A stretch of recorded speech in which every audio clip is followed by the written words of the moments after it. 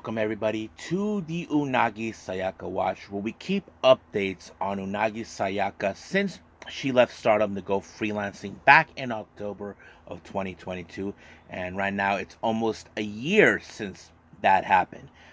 She's been making appearances in Marvelous, Sendai Girls, Glee, various other independent promotions, but not only that, she's also been recently being appearing here in the United States, and very soon she'll be making other international appearances outside of both Japan and US combined. This is we also keep updates on her upcoming matches from whatever promotion she is booked and all this and whatnot. I am your host, J Rod here. So if you guys are new to the channel, welcome. If you guys are unfamiliarized with Unagi Sayaka, go on YouTube and look her up. Check out some of her matches. Even her matches, she teams up with the Cosmic Angels and all this other stuff. And you guys will be a big fan. So if you guys like what you see, please subscribe to us. Click on the subscribe button. Or if you like this particular video, please give us a nice like on the like button or a nice comment down below. Now, let's begin with matches slash reviews. Now, there's 4 of them that I'm going to be talking about. For the record, 3 of them I did not see the entirety of the match, but I have been following on social media of those particular matches. So let's get started. Now, the first one is from GCW back on the 8th of October, I believe. Yes. On the 10th of October, Unagi participated in GCW's to live and die in Tokyo. She faces Masha Slamovich. Now, this is her debut match with GCW. This was an entirely different match for Unagi. If you guys are familiarized with Masha or you know who she is, she's a bit of an aggressive wrestler. So you probably be, poor Unagi. Yeah, basically she did not came out of this one alive. So she was taken out with the snowplow, I believe, which is a small package power driver, and Masha won. Now, our next match, back on the 12th of October in Oregon. This is from Prestige Wrestling for Decimate the Week. She faces someone named Amari. Now, for the record, I did not see this one, but I heard that Amari is a bit of a rookie in the wrestling scene, from my understanding. You probably would have assumed that Unagi would have won because rookies sometimes will lose on small occasions, but not in this case. It was Amari who picked up the win. Now, the second one is 2 days later in the Bay Area. She appeared in West Coast Pro for the 50th anniversary show. She teams up with veteran Shikayo Nagashima, Johnny Robbie, and of course Rachel Ellering. They take on Magenta, consistent of Maria and Riko Kawahara, also with Marvelous teammate Miyu Momono, and of course Sandra Moon. So I did not see the entirety of the show. I just don't know who picked up the win, but I do know that Unagi and her team picked up the win. So, but I do factor the reasons why this match was won by her team. If you look at Shikayo Nagashima, Johnny Robbie, and Rachel Ellering, they seem like the most wrestlers with the most experience. So that kind of fits into this. So I'm not sure if that's the case, but yes. But yeah, that's how I won. Now, finally, back later on the 22nd of October, Unagi comes to LA for the launch of Kitsune Women's Wrestling. This was a promotion that was announced months ago. I've been keeping tabs on this one.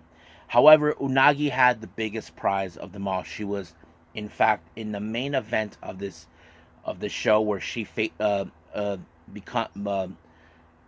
this is for the inaugural World Championship that apparently was put out. So she was in a 3-way match. There was Dark Sheik and fellow Yoshi wrestler Tai Hamna. Now, I know some of you probably would like to see Unagi win a championship. I think that's what one of the goals were, because we know that Unagi often talked about how when back in Stardom, she was never viewed as someone who could rise on the occasion, but now it's like, okay, now she is I was surprised to hear when I saw this on social media that she won, that she became the inaugural champion.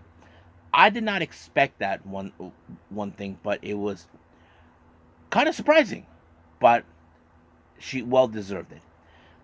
Even Kenta Kobashi actually congratulated her and kind of gave her advice about protecting the belt, how to value it. That's the thing. Unagi's not much of like, taking advice from people, but she understands what she needs to do. So that's what she put on on social media. So I think that's pretty much it with our matches and reviews. So let's talk about certain things that actually came about. Now, this was actually on Twitter. This one was tweeted by none other than AOI, Unagi's former protege, and this was something that caught my attention. To be frank, um, let me talk about that a little bit about what I'm talking about. Now, if you guys are familiarized with AOI, she was once Unagi's protege until she turned her back on her and sided with Michiko, the former Diamond Egoist. Apparently, AOI has a problem, but not towards Unagi, but to someone who is related to someone that used to be her BFF. This is what she had to say. I'm not affiliated with GLEAT. It is form of attacking GTO members as Diamond Egoist. Strange thing. Azura also says she wanted to team up with Unagi. But you guys don't know the weight next to Unagi Sayaka? If you don't feel anything after putting up together, that's it. Apparently, AOI heard that Azura Inaba wants to team up with Unagi. Now, I'm sure AOI feels like, being in Unagi's side was a waste of time in her part. Ever since she sided with Michiko, that sort of thing. Now, personally, I'm thinking, what is Azura thinking? That's the thing that caught my attention. Does Azura know the stories, what happened with her sister? Now, let me take you back on that. When Unagi made her appearance as a freelancer last year, one of her stops was in GTO. She actually challenged AOI and Tomoka Inaba. Now, Tomoka at the time was the queen of GTO girls, which is the championship for the Yoshi wrestlers. Unagi lost that match, but apparently Unagi had other plans, and that plan was to snatch AOI to be her protege. Tomoka Inaba was distraught, hurt, broken that her BFF sided with Unagi. Now, you ask yourself this question. Why would Tomoka Inaba's little sister would want to side with her? Has she heard the stories, what she did? That's the thing that kind of makes me think. But AOI has a problem with that. Like, she thinks that, she tells her, do you have any idea what's it like having the weight on Unagi Sayaka next to you? That's something that I don't know.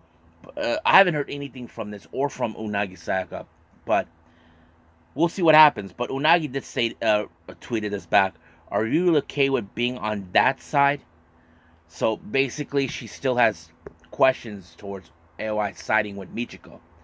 But we'll see what happens after that. Now, let's talk about some other things for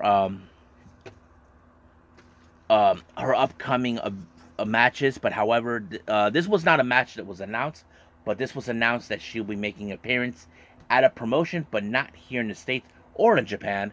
This is straight up from Spain, or should I say RCW Spain. This was on their social media. Unagi Sayaka just announced that she'll be appearing in the show on December 16th.